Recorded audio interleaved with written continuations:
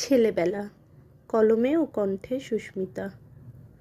ছেলেবেলার সে খোলা মাঠ, কালবৈশাখীর ঝড়, গুম হয়ে থাকা মেঘলা আকাশ, গরমের ছুটিতে নানান কার্টুন, সাইকেল প্র্যাকটিসের সাথে নতুন রাস্তা চেনা, বিকেলে স্কুল থেকে বাড়ি ফিরেই মাঠে খেলতে যাওয়া, কিছুই আজ নেই।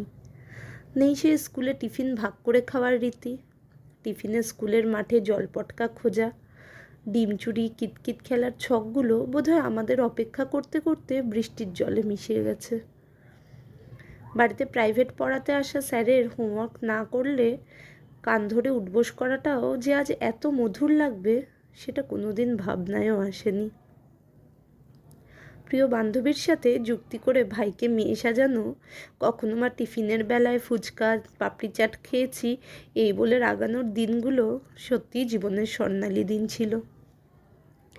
মাঝে মাঝে মনে হয় স্কুলের বেঞ্চে আঁকা ছবিগুলো কি আজও আমাদের দুষ্টুমির সাক্ষ্য বহন করে? না, আজ তার উপর অনেকগুলো রং আর তারপিন তেলের প্রলেপ চড়ে গেছে।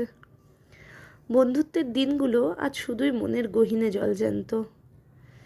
আজ আর 50 পয়সার আইসক্রিম, লাল কালো কমলা পেপসির হাঁক শোনা যায় না। সন্ধ্যের ঘটি গরমের ঘণ্টাও আর বাজে না। বোধহয় আজ সবাই ক্লান্ত, বড্ড ক্লান্ত ওই ঘড়িটার সাথে ছুটতে ছুটতে। কিন্তু তবুও যে দাঁড়ানোর অবকাশ নেই, ছুটতে যে হবেই জীবনের কালস্রোতে। তবু যদি একটু সময় পাও, মাঝে মাঝে ফিরে যে ওই অতীতের পাতাগুলোয়, ছেলেবেলার সেই রঙিন দিনগুলো থেকে এক মুঠো রং ছিনিয়ে এনো এই ফিকে জীবনে। দেখবে জীবনটা আবারও রঙিন হয়ে যাবে।